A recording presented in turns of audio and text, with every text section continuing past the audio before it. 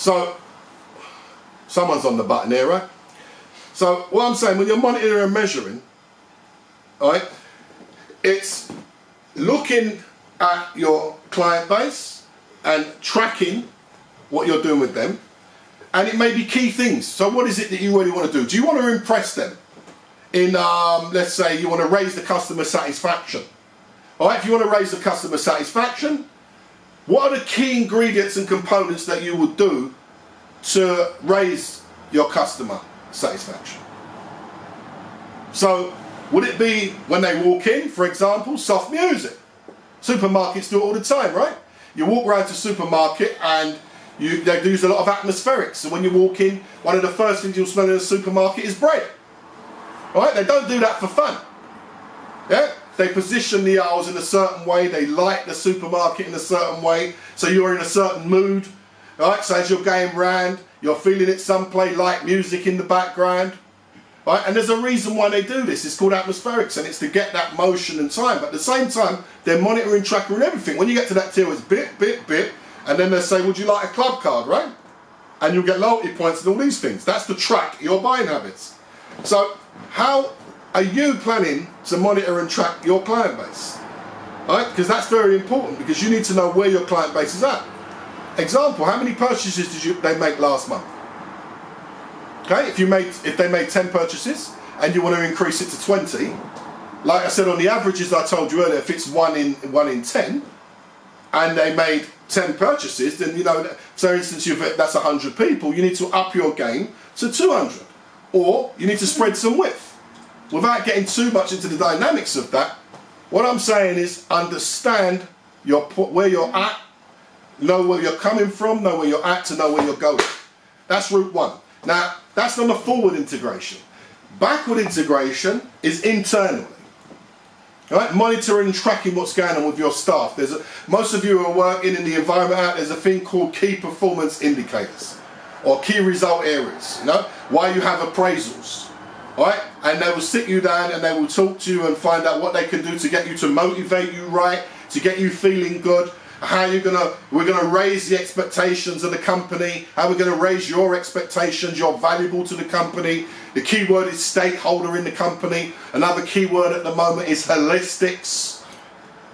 Because we wanna get your emotions right so that you come into work on a 10, not a 1. You're not coming in low, you're coming in high. Or if you came in low, you're raising your expectation levels of what you want within your day-to-day working environment so that the company benefits from it even more. So all of that, they're monitoring, measuring your actions, your time and everything else. That's the whole point. Alright? So that's what we call backward integration, where you're tracking and monitoring the people around you, but you yourself as an individual, the best way to monitor and track yourself is just think about what it is you want to achieve, how you're going to go about getting there, and then think of the key points. Just write down, what is it? What are the key points? So if I'm selling, right, how many sales I've made, how many calls I've made, how many customers I've seen. If it's in customer service, how many complaints have I had? What are the feedbacks from those clients? Have they been positive? Have they been negative? And these are the key areas that we're talking about. Okay? Now I can go on and on with this, like many of the questions, but I'm going to try and simplify them, because I don't want to overextend, because I understand there's a few questions and they're waving at me now to get it right for me. Alright, because I think I'm going a bit over there. Alright? Yeah, that's a bit too wide, that picture over there, by the way. I'd like it to come in a bit better. Alright, yeah. Alright, come on, just fire up in there. Yeah. Okay, so I mean the next question, we have quite a lot, so I mean... You have, alright, yeah. Well, how comes the phone ain't ringing? You got it switched off or something? There's too many questions coming in. Well, we have too many already. Alright, so fair enough, alright. No, that's alright, no worries then. Get on with it. We'll get overloaded. Yeah? But anyway, I mean the next question is, do I have the right people? Right people for what? What kind of question is that? Well, as an employer, I mean, like, do I have the right people? Oh, is that what I mean? Well, say it as it is, mate. Tell it as it is. All right. Yeah. Don't worry, mate. Is that like, I've got lovely people around me, right? But sometimes they take the shortest route. You know, young people. So you got to get them to extend, but you got to love them, right? Because without them, you got no pension. All right. So do you have the right people in your company? That's interesting, because I'm known for getting rid of people fast. Sometimes I get rid of so many people, I get rid of myself. Yeah, you look around, you know, temperament. Yeah, that's something I've had to learn to manage over the years. So, do you have the right people? Well, the first thing I would do within a company is I would look and think about the job specification and the personal specification. All right, and this is why they do it. Why do they have a personal specification and a job specification? And the reason why they have a personal specification and a job specification within an organisation is the characteristics. They want to know the character of that individual that they're going to bring into the organisation. Now, how do they do that? Well, they've got to base it on something. So I would say, do you understand your own characteristic? Do you understand yourself? Because if you understand yourself, you are the pinnacle of the company. So understand your own characteristics and then think about the type of people that you could work with. Who fits your characteristic? Because if you don't fit the characteristics, believe you me, you're going to clash. Now, I'm a strong believer that there's no emotions in business. Right? You put that out the window. But not everybody's like that. And especially when you're starting out, you know, you've got to really come to understand yourself. Because the buck stops with you. The director's always the last one to get paid. Always the last one to get paid. And it's alright when you can wash people and bash people, but when you sit down at home at the end of the night and you're reflecting on what's gone on within the day and so on, you come to realise you should have done things a bit differently. So you get wiser over the years. So in sense of having the right people, what is your organisation? What are you about? And then what's the mission of your organisation? What's the value of your organisation? Because that should determine the type of people that you want. And the type of people and the characteristics that you want within that organisation.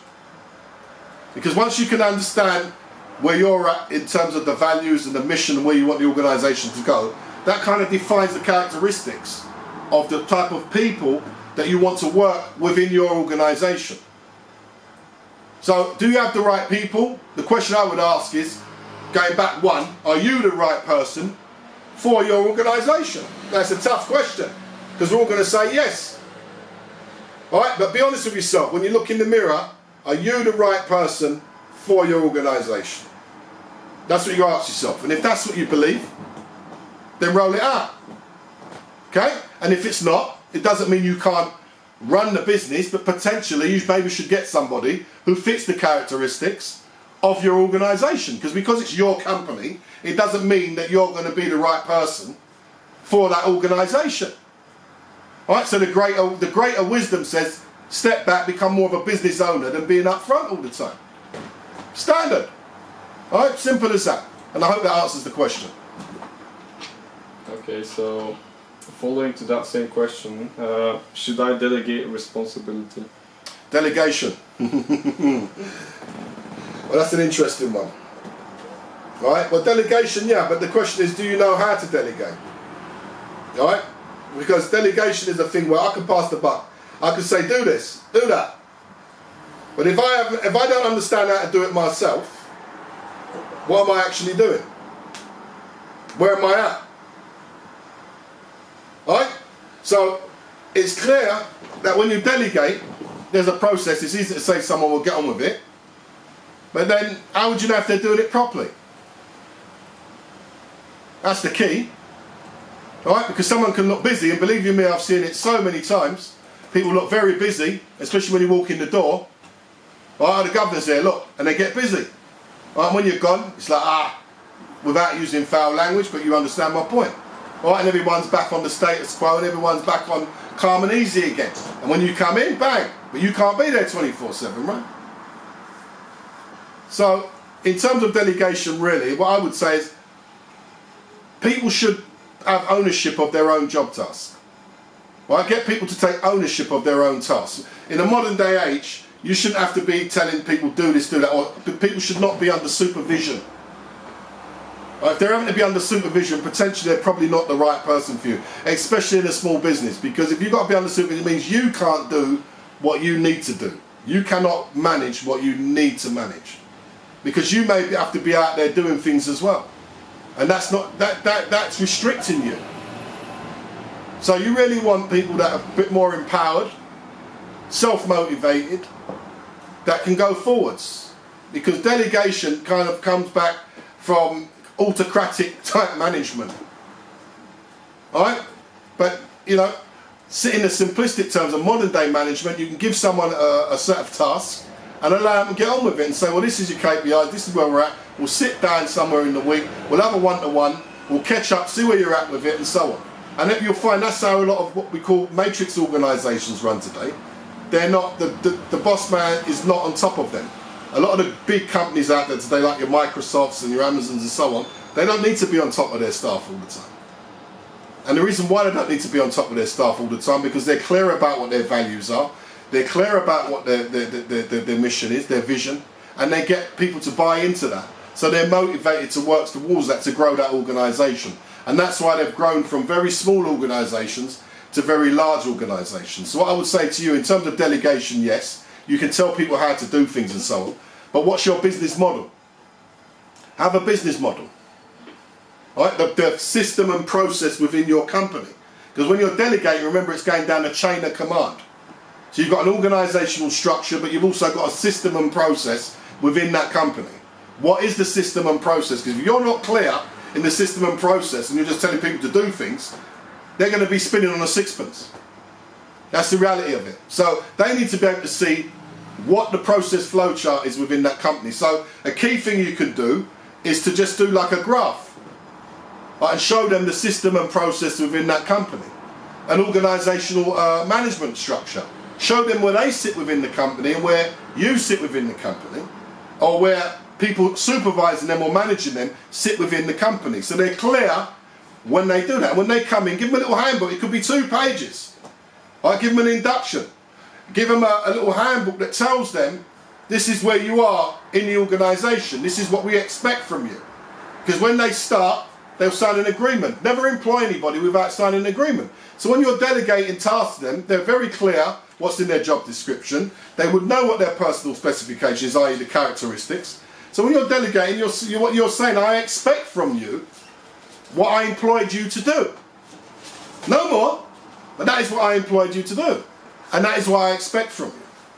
And if you're not able to do that, as we say, ship up, shape up, or ship out. Standard. Because if you're not able to do that, then why are you there? Why are we having this communication going on between us that's going nowhere? Because when I employed you to do a specific task. So when you actually say, well, can you get on with doing this, or I expect you to get to this level, yesterday he was at a 5, how can I help you to get to a 6 today? Alright? Not get on with it, you've got to get it right and so on, because that is very autocratic, and in today's environment that could be seen as bullying. Okay? So if you're delegating, think about your style of management. Think it always starts with yourself, self-reflection. It always starts with yourself.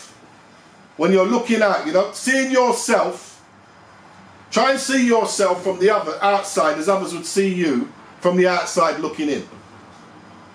Right? And give that reflection. When you're in front of the mirror, delegate to yourself in front of the mirror. Look at your body language. Look at your characteristics and do it in an angry mode. Do it in a medium mode and do it in a calm mode. And see which one suits you best. I assure you the calm mode is always the one that human beings by nature are going to get across. I'm known to be quite a temperamental character, believe you me, over the years. I've learnt the hard way. In and out of business. But the reality of it is, when you really want to get through to people, the key way to get through to them really is to communicate on their level. And a sense of calmness at times generally works, but make sure they earn it. If they're taking advantage and they're taking the pee out of you, you're not going to stand up there and take it either. So you've got to be able to step up. And that's when the autocratic can come in. So you mix it up. Alright? So delegation, going back to the point, is about what is it you want that person to achieve, why you want them to achieve it, how long do you want them to achieve it by? And even though they have to, I believe in ADP, actions, deeds and performance. They've carried out the action, they've accomplished the deed, how well have they performed? Because they've done it, doesn't mean that it's correct. Right? And this is where delegation kind of links up with monitoring and measuring as well. Because you're looking at the performance. Because they've done it, you might be able to perform better. How do you get them to perform better? There's no sense just telling them you can perform better after you've delegated it. So let's get to a level of what we call common sense. All right, not nonsense, because you've got to get sense out of the nonsense to get to the common sense. So, reciprocal behaviour. What can you do for them that they can get them up to a level where they're empowered to do for themselves? Then you'll find you'll be doing a lot less delegating. Because the key word delegation, you know, you really got to understand it carries authority. And within authority, people tend to react to authority with a barrier. It's not the old days where you bow down and succumb to authority and you're submissive to authority. It's different. There's a lot of wannabe rebels out there today. People are being rebels, they don't even know why they want to be a rebel. There's no justification to be a rebel, but they want to be a rebel. Or they just want to resist the fact that you're authoritative and I'm not taking it. I'm not having it. You could be giving them the best thing for them to get through, the best thing for them to get forward, but they won't see it.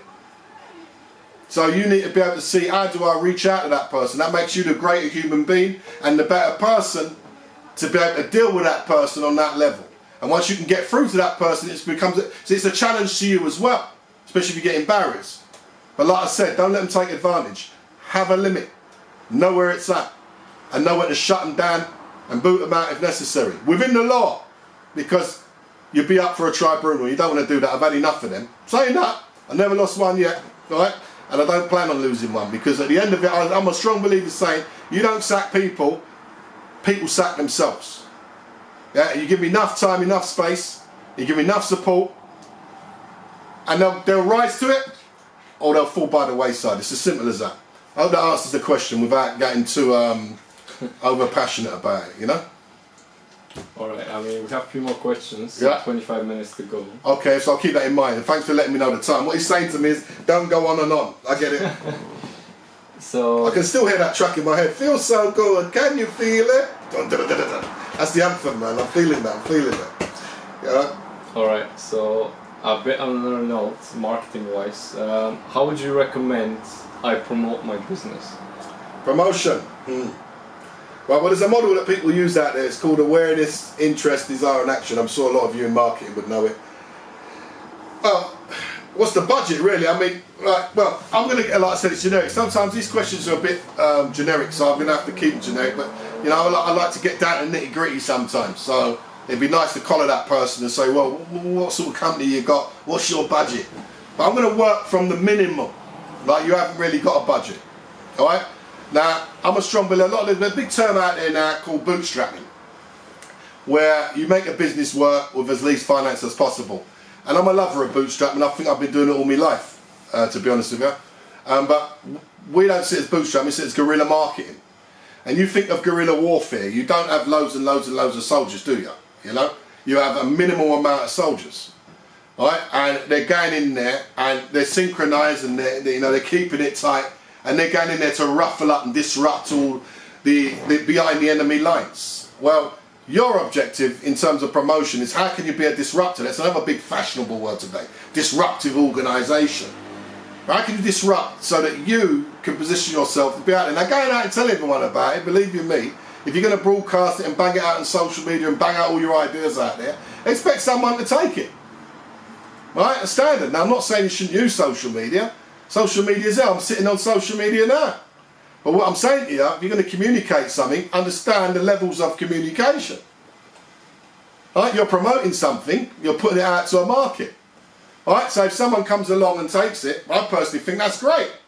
Let's see what they do with it. But if you haven't got a budget and someone comes along who's got a budget and they take it and they run with it and it's your idea, as happened to me many times, but as I've learned over the years, you've got to understand where you're at. Alright, so you've got to work within your means. Alright, now it's easy to say, yeah, I want to do this, I want to be this large organisation and so on. Now that's part of your planning, that's step by step, that's understandable, but work within your means. What are you capable of doing? Now I'm a strong believer in the most old fashioned, and it's still the number one today, no matter what they tell you, don't worry about it, believe you me, it's still the number one, and social media is kind of a vehicle for that, word of mouth. Right? And it's going back to your customers again, getting your customers right. Because if you keep your customers happy, people talk. Right? And they'll talk positively about you, just as much as they'll talk negatively. And remember, one negative comment can destroy 10 good comments. So you've got to balance it right. Now, you're always going to get things wrong, but the things you get wrong, make sure you put them right for those clients so that they can go out there and say, well, they got it wrong, but they put it right for me in the end. Because they tend to be your best, loyalist clients. So when you go out promoting, you can go out directly speaking to people. You can go out to network events, exhibitions. When you go out to networks, events and exhibitions, they give you these little badges. Don't wear a little badge, do something different. Wear bright colours. You know, have a big badge. Have a big badge around your neck. Do something different. People are going to look at you. You know, and another thing is as well, when people ask you, what do you do? You know, a lot of people say, what do you do when they come up to me? I don't say to them, I'm a salesperson. Well, I say I get people who want results. Standard. Alright, so something a bit different. Yeah, take a different spin on what you're doing. Yeah, because